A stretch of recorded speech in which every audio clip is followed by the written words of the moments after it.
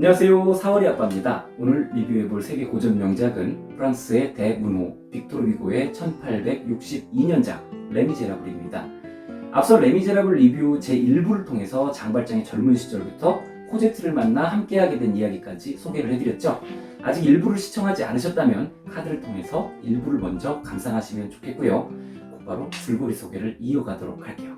코제트와 함께 도망을 다니며 신분을 숨기고 살아오면서도 어려운 이들을 위한 기부를 멈추지 않았던 장발장. 어려운 이에게 적선을 하던 중에 우연히 자베르를 마주치게 되었고요. 죽은 줄 알았던 장발장이 살아있음을 알게 된 자베르의 추격이 또다시 시작이 됩니다. 자베르의 추격을 따돌리기 위해 도망을 치던 장발장과 코제트. 두 사람은 수녀원으로 들어가게 됐는데요. 장발장은 그곳에서 정원관리원으로 일을 하고 코제트는 자라서 수녀가 되는 조건이었습니다. 적어도 수녀원 안에 있는 동안은 장발장은 안전했습니다. 그렇게 5년이 흘렀어요. 장발장은 이제 수녀원을 떠나기로 결심했습니다. 평생을 안전하게 숨어 살 수 있는 곳이었지만 결국 그거는 도망자인 자신을 위한 삶일 뿐 코제트를 수녀로 만들고 싶지는 않았던 겁니다. 그렇게 새로운 거처를 마련한 장발장과 코제트, 이들 앞에 새로운 인물인 마리우스가 등장하는데요. 마리우스는 공원에서 산책 중인 코제트를 우연히 본 후에 짝사랑에 빠져 있었습니다. 그리고 어린 시절 코제트를 데리고 있던 떼나르디에 부부가 다시 등장을 하는데요. 이들은 코제트를 데리고 갔던 장발장을 알아보고는 그의 돈을 빼앗기 위해서 함정을 파는데요. 결국 장발장은 이 함정에 빠져서 목숨을 위협받는 상황이 됐어요. 그때 마침 이웃에 살고 있던 마리우스의 기지로 장발장은 목숨을 구하게 됐습니다. 그렇게 떼나르디의 일당은 체포되어 감옥으로 가게 됐는데요. 이때 체포한 사람은 바로 자베르였습니다. 위기의 순간 자베르를 알아본 장발장은 또다시 거처를 옮겨서 숨어버렸어요. 아무래도 동네에 경찰이 한 명인 것 같습니다.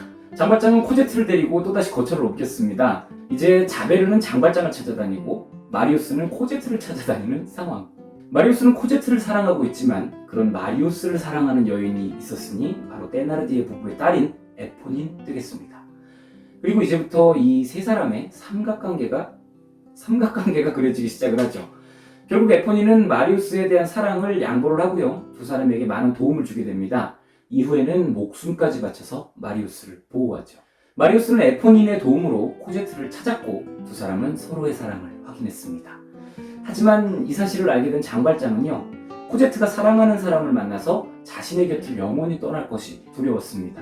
그래서 코제트와 함께 영국으로 떠나버리죠. 그리고 이제부터는 역사적 사건과 맞물린 이야기가 진행됩니다. 그래서 여기서부터는 시대적 배경에 대한 설명이 조금 필요할 것 같아요. 레미제라블의 내용은 1789년 프랑스 혁명 이후 약 20년이 지난 뒤를 시간적 배경으로 하고 있습니다. 프랑스 혁명은 공화국 수립에 성공을 했지만 번영하는 것은 실패를 했죠. 1815년부터 다시 나라는 군주국이 됐습니다. 이 소설 레미제라블은요, 딱 이 시기에 시작을 합니다. 공화국이나 군주국에 대한 자세한 설명이 필요하신 분은요, 여기 위에 카드를 눌러서 마키아벨리의 군주론 리뷰를 참고하시면 도움이 될 것 같아요. 그래서 이 소설에 등장하는 소요 사태는 프랑스 혁명 중 1932년의 항쟁인데요. 우리말로 6월 반란, 6월 항쟁 정도로 해석을 할 수가 있을 것 같아요. 그 당시에 파리에는 군주 정치를 타도하고 다시 공화 정치로 돌아가고자 하는 공화파 사람들의 움직임이 아주 활발하게 이루어진 시기거든요. 이 소설에 등장하는 마리우스, 앙졸라, 장발장 이런 사람들이 이 역사적 사건을 배경으로 등장하고 있는 겁니다. 그러면 계속 이어가겠습니다. 코제트를 데리고 거처를 옮긴 장발장은 마리우스가 보낸 사랑 없는 삶을 살 바엔 이곳에서 죽겠다라는 내용의 편지를 읽게 되었고 두 사람의 진실한 사랑을 알게 됐습니다.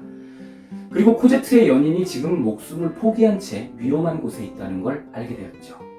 장발장은 마리우스를 보호하기 위해서 군복을 챙겨 입고 제 발로 항쟁의 현장으로 뛰어들었습니다.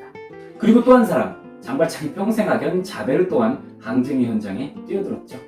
자베르는 자신의 신분을 숨기고 민간인인 척 저항군에 잠입을 했지만 신분이 들통이 나는 바람에 현재는 포로 신세로 목숨을 위협받고 있는 상황입니다. 그렇게 그곳에서 만난 장발장과 마리우스. 마리우스는 장발장을, 그러니까 코제트의 아버지를 알아봤지만 어차피 이곳에서 죽을 거라는 생각에 이렇다 할 액션을 취하지는 않습니다. 그리고 다시 만난 두 사람, 장발장과 자베르. 저항군은 군대의 공격에 밀려서 곧 자신들이 진압될 것을 예감했습니다. 그래서 저항군에서는 빨리 자베르를 처형하려고 하는데요. 이때 장발장이 나서서 직접 처형을 하고 싶다는 의사를 표시했습니다. 그렇게 자베르는 장발장의 손에 이끌려 외진 곳으로 끌려갔죠. 자베르는 곧바로 장발장을 알아봤고요. 어서 자신을 죽여서 복수를 완성하고 영원히 숨어 살라고 말을 합니다. 하지만 장발장은 그를 죽이지 않았습니다. 그를 묶고 있던 밧줄을 풀고는 호공에 총을 한 방 빵 쐈어요. 총소리를 들은 저항군들은 자베르가 처형되었다고 믿게 됐죠. 장발장은 자베르에게 자신의 주소를 알려주고는 내가 이곳에서 살아나간다면 알려준 주소로 찾아와서 나를 체포해라 라고 말을 하면서 그를 도망치게 해줬습니다. 자베르는 그런 장발장의 모습에 큰 충격을 받았어요. 곧이어서 군대의 총 공격이 시작되었죠. 결국 저항군은 무너졌습니다. 함께하던 모두가 죽었고 마리우스 또한 정신을 잃고 쓰러졌는데요. 장발장이 정신을 잃은 마리우스를 업고 하수도를 통해서 탈출에 성공합니다. 하지만 탈출과 동시에 자베르에게 체포되고 말았어요. 네, 이 동네 경찰은 한 명. 장발장은 자베르에게 이 청년의 목숨을 살려야 되니까 잠깐만 시간 좀 허락해 줄래? 라고 부탁을 했는데요. 그런데 어찌된 일인지 이번엔 자베르가 순순히 그의 부탁을 들어줬습니다. 그렇게 마리우스를 안전한 곳에 내려놓고는 다시 한번 자베르에게 부탁을 합니다. 마지막으로 딸의 얼굴 한 번만 보게 해줘. 이번에도 자베르는 장발장의 부탁을 들어주고는 기다리겠다라고 말을 했어요. 마지막으로 코제트와 작별 인사를 나눈 장발장은 자베르가 기다리는 곳으로 갔는데요. 그는 거기에 없었습니다. 자베르는 자신이 평생을 찾아다니던 그렇게도 추적하며 괴롭혔던 죄수의 손에 자신의 목숨을 구했고 또 그 죄수가 또 다른 사람의 생명을 살리는 모습에 괴로움을 느꼈거든요. 죄악에 대한 혐오와 타협 없는 법 집행이 곧 정의이고 또 죄인에 대한 교화는 불가능하다고 믿어왔던 자신의 신념이 무너져버린 자베르. 그는 장발장을 체포하러 가는 대신 강물에 몸을 던져 스스로의 목숨을 끊어 생을 마감했습니다. 딱 한 명뿐인 경찰이 죽었네요. 한편 마리우스는 자신의 목숨을 구한 이가 누구인지 모른 채 점점 건강을 회복해 나갑니다. 그리고 코제트와의 결혼을 준비하는데요. 장발장은 그동안 숨겨두었던 전 재산을 코제트의 결혼 지참금으로 내놓았습니다.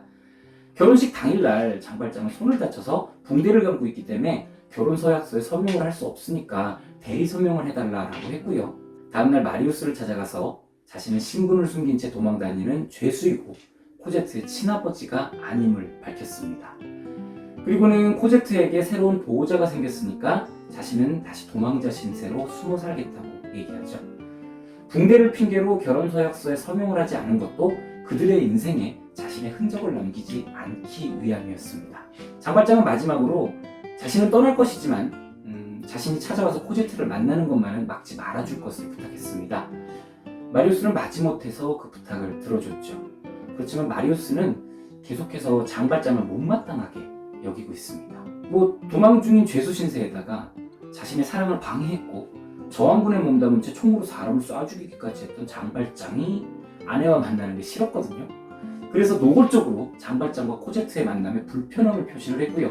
결국 장발장은 코제트를 만날 수 없게 됐습니다. 그 후로 1년간 장발장은 코제트의 집 앞까지 갔다가 만나지 못하고 돌아오기를 반복을 했어요.